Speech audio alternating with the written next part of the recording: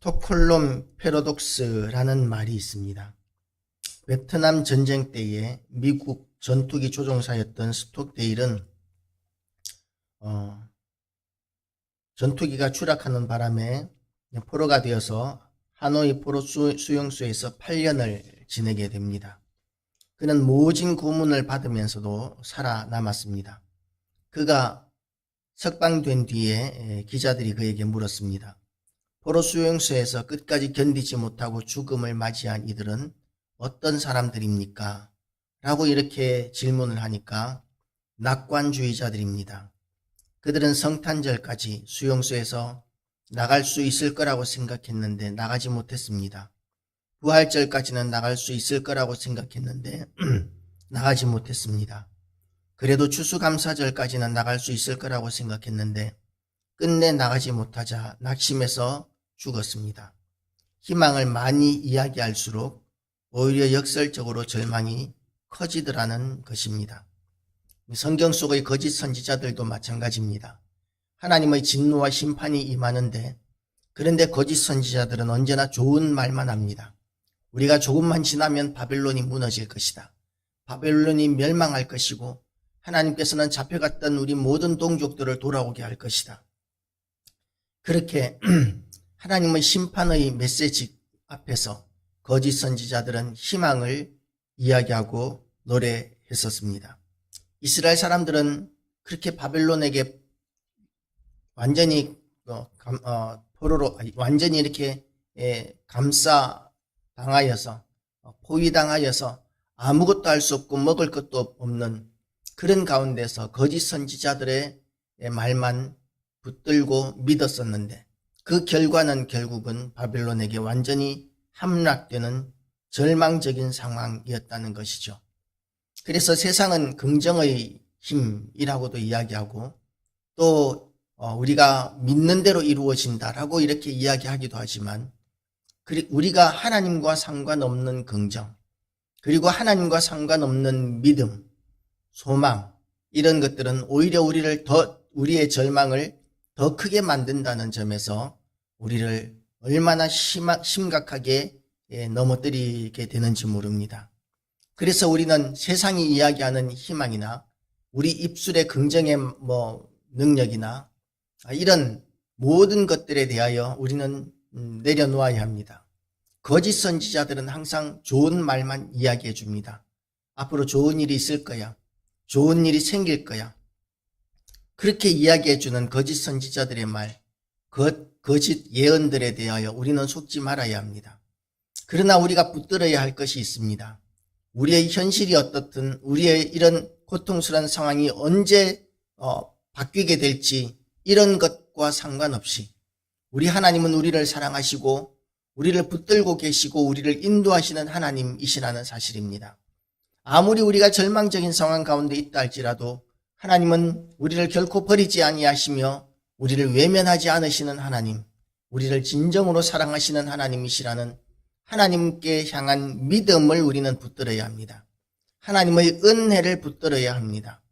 그러면 하나님으로부터 우리가 당한 모든 환난이나 고통이나 상황을 극복할 수 있는 힘이 우리에게 부어지게 됩니다. 우리가 감당할 수 있는 하나님의 능력이 부어지기 전에는 절대로 감당할 수 없는 일들과 그런 상황들을 하나님께서 우리에게 은혜로 부어주시고 믿음으로 부어주시고 능력으로 부어주시면 우리가 감당치 못할 일들이 없어지게 되는 새로운 피조물이 되는 것입니다. 그래서 우리는 세상을 믿는 것이 아니라 우리는 하나님을 믿는 사람들입니다. 긍정적인 마인드를 믿는 사람들이 아니라 또한 긍정적인 말을 믿는 사람들이 아니라 예언을 믿는 사람들이 아니라 우리는 하나님을 믿는 사람들이어야 한다는 것입니다. 오늘 이 본문을 보면 여호와께서 그의 분을 내시며 그의 맹렬한 진노를 쏟으시며 시온에 불을 지르사 그 터를 사르셨도다. 예루살렘의 멸망을 이야기하고 있는 것이죠. 예루살렘 성은 견고한 천혜의 요새였기 때문에 많은 사람들이 그 전쟁 와중에 그 성 안으로 피신했을 것입니다. 그런데 그 결과가 어떻게 되었느냐 하면 먹을 것이 없어져서 그 성 안에서 이제는 칼에 죽는 것보다도 더 비참하게 백성들이 죽어가다가 결국은 그 예루살렘 성이 완전히 무너지고 불타버리는 그런 일이 일어났는데, 이 모든 일들이 왜 일어났느냐 하면 여호와께서 그의 분을 내시며 그의 맹렬한 진노를 쏟으셨기 때문이라고 성경은 이야기하고 있습니다. 시온에 불을 지르사 그 터를 사르셨도다. 하나님이 하신 일이라는 것이죠. 하나님께서 바벨론을 사용하셔서 하신 일이다라는 것입니다. 그래서 이와 같은 절망적인 상황 가운데 처하였을 때 이스라엘 사람들, 유다 사람들이 해야 하는 일은 희망이나 소망을 가지는 것이 아니라 하나님께서 내리시는 그 징벌을 달게 받겠다는 처절한 회개의식을 가져야 합니다. 하나님 앞에 지은 죄가 얼마나 큰지에 대해서 인식하면서 우리가 이런 비참한 일을 당하는 것이 마땅하고 마땅하다는 그런 정말 진심 어린 회개가 우리에게서 나타나야 한다는 것이죠. 그러면 하나님께서는 우리의 범한 죄들 때문에 우리를 멸망시키기를 원하시는 분이 아니시기 때문에 우리에게 더 큰 은혜를 베풀어 주시고 형통하게 해주시는 것입니다. 예레미야가 그런 사람이었습니다. 하나님 앞에 회개하는 사람이었고, 예레미야는 하나님의 뜻대로 하나님의 말씀을 제대로 선포하는 사람이었기 때문에 이 전쟁 와중에서도 하나님께서는 예레미야를 구원하셨고, 그리고 예레미야를 어디든지 갈 수 있도록 자유롭게 하셨습니다. 예레미야는 하나님의 뜻에 온전히 순종하고 하나님의 편에 붙어 있을 때에 하나님의 은혜를 누리던, 그때 당시 유다가 멸망할 때 몇 안 되는 하나님의 사람이었던 것이죠. 우리는 하나님의 사람으로 거듭나게 되시기를 축복합니다. 그리고 어떤 시련이나 고난 가운데 처한다 할지라도 우리 하나님은 전능하신 하나님이시고, 하나님께서 혹시 예수 그리스도의 남은 그 사명을 감당하게 하시려고 우리에게 고난을 주신다면 우리가 당하는 고난과는 그야말로 그 비교도 되지 않는 너무나 큰 상을 우리에게 내리시는 분이시고, 우리가 죄악으로 말미암아 그런 고통과 시련을 당하는 가운데 있다면 하나님께서는 우리에게 은혜를 베풀어 주시고 우리를 용서하시고 그 죄악으로 말미암은 그 고난과 시련으로부터 속히 건져주시는 은혜를 누리게 될 것이기 때문에 우리는 어떤 상황이든지 간에 하나님의 편에 붙어 있어야 한다라는 것입니다. 하나님 편에 붙어 있지 않으면 어떤 상황이 일어나느냐 하면, 대적과 원수가 예루살렘 성문으로 들어갈 줄은 세상의 모든 왕들과 천하 모든 백성이 믿지 못하였도다. 그의 선지자들의 죄들과 제사장들의 죄악 때문이니 그들이 성읍 안에서 의인들의 피를 흘렸도다. 이렇게 결국은 지도자들의 죄악으로 말미암아 온 백성들이 시련을 당한다라고 이렇게 기록되어 있지만, 그러면 온 백성들은 죄가 없느냐 하면 그렇지 않죠. 온 백성들은 그 지도자들이 이 죄를 범하였기 때문에 다 같이 벌을 받는 것이 아니라 온 백성들이 다 죄악 가운데 빠져 있는데, 우상 숭배하고 악한 일에 빠져 있는데, 그런데 지도자들이 그 백성들을 제대로 이끌지 않았기 때문에 백성들이 회개하지 못하고 하나님 앞에 돌아오지 못하고 여전히 죄 가운데 빠져 있는 것을 방치한 그 잘못이 지도자들의 잘못이다라는 것입니다.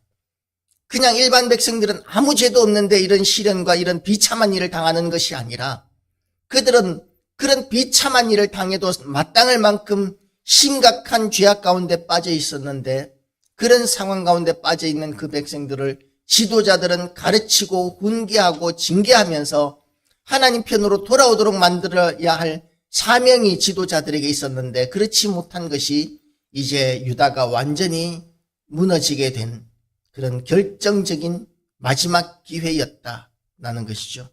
그래서 우리는 하나님 앞에서 지도자가 얼마나 두려운 위치인지를 우리는 깨달아야 합니다. 그 지도자가 이 세상에서는 교회입니다. 만약에 교회가 타락하고 변질되게 되면 하나님께서는 온 세상에 진노의 불을 쏟으실 것입니다. 온 나라에 진노의 불을 쏟으실 것입니다. 지금 우즈베키스탄이 전쟁으로 말미암아 오랫동안 1년이 넘게 지금 전쟁을 하고 있는 중입니다. 그 백성들의 이야기는 별로 나오지 않습니다. 국민들에게는 얼마나 비참한 상황들이 벌어지고 있는지에 대해서 전 세계인들은 그렇게 많이 관심을 가지지 않습니다. 어떤 전투가 있었고 그 전투에서 누가 이겼고 상대방은 어떤 피해를 입었고 뭐 이런 전쟁에 대한 이야기들이 주로 뉴스로 나오고 있는 상황이지, 그 난민들, 그 우즈베키스탄 그 백성들의 상황이 얼마나 비참한지에 대해서는 별로 이야기하지 않습니다. 하나님께서 이 나라가 죄악으로 말미암아 완전히 타락하게 되었을 때 사용하실 몽둥이가 저 북한 땅에 있습니다. 북한 땅이 핵까지 가지고 있습니다. 어떤 사람들은 핵을 우리가 다 대비하고 있다라고 이야기하지만 사실 탄도탄이라는 것을, 핵무기라는 것을 완벽하게 막을 수 있는 기술은 지금 검증된 게 없습니다. 막으려고 발악을 하고 첨단 무기들을 만들고는 있지만, 그러나 그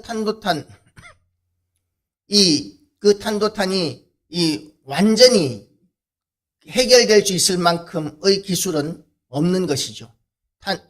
핵무기라는 것은 꼭 정확하게 목표물에 맞출 필요도 없는 무기입니다. 그냥 이 공중에서만 터뜨려도, 저 하늘 위에서만 터뜨려도 이 한 도시가 사라지게 할 수 있는 만큼 그런 엄청난 무기가 핵무기입니다. 그런 모든 위험으로부터 지켜주실 수 있는 분은 하나님 한 분뿐이시고, 하나님께서는 교회와 성도들을 보시고 이 나라를 지키고 계시는데, 만약에 교회와 성도들마저도 세상과 마찬가지로 변질되고 타락하게 된다면, 그러면 이 나라에는 비참한 하나님의 심판이 임할 수 있다는 두려운 마음을 우리가 가져야 하고, 우리가 세상의 지도자, 세상을 이끌어갈 유일한 소망이라는 그런 믿음을 가지고 거룩한 삶으로 거듭나게 되시기를, 세상이 어떻게 살든지 간에 교회만큼은 하나님 앞에서 새로워지고 거룩해지고 온전해지기 위하여 몸부림쳐야 한다는 그런 믿음을 견고히 하게 되시기를 축복합니다. 그리고 온 세상에 아직까지도 하나님을 믿지 못하는 너무나 많은 구원받아야 할 사람들에게 열심으로 최선을 다해서 복음을 전하는 그런 사명자로 오늘도 살게 되시기를 주님의 이름